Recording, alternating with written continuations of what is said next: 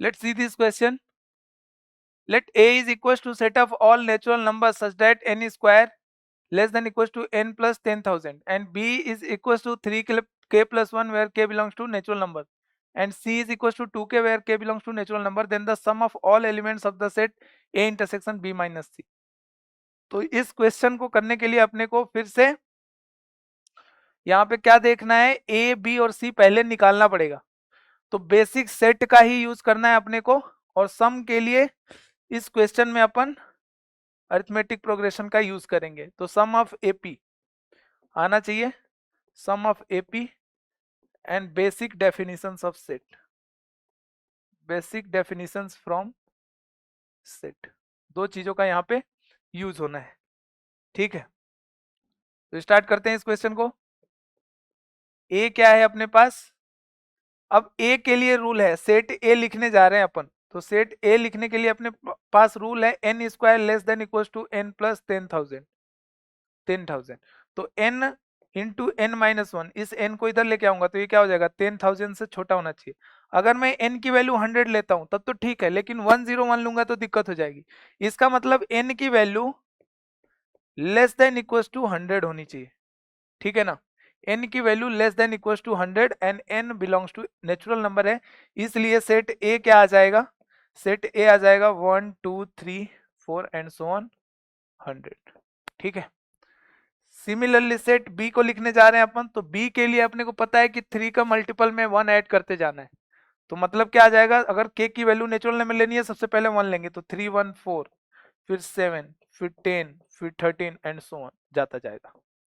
ठीक है, c की वैल्यू क्या हो जाएगी, सारे इवन नंबर्स जहां पे k क्या है नेचुरल नंबर है तो 2 से स्टार्ट होंगे, 2 4 6 8 एंड सो ऑन। ठीक है, तो इस तरीके से हमने a b c लिख लिया। अब b में से c को हटाना है, सबसे पहले b माइनस सी निकालेंगे अपन। a इंटरसेक्शन b माइनस सी चाहिए, तो b में से c को हटा देते हैं, मतलब b में से c के एलिमेंट्स को हटा देते हैं। तो b में से c के एलिमेंट्स हटाना मतलब इवन नंबर्स को हटा देना है।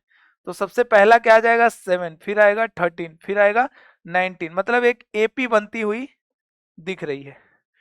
ठीक है, अब a का b माइनस सी के साथ इंटरसेक्शन ले लेंगे, तो a intersection b minus C, a intersection b minus C, मतलब ये सभी ही एलिमेंट a में आ रहे हैं लेकिन 100 के पहले वाले।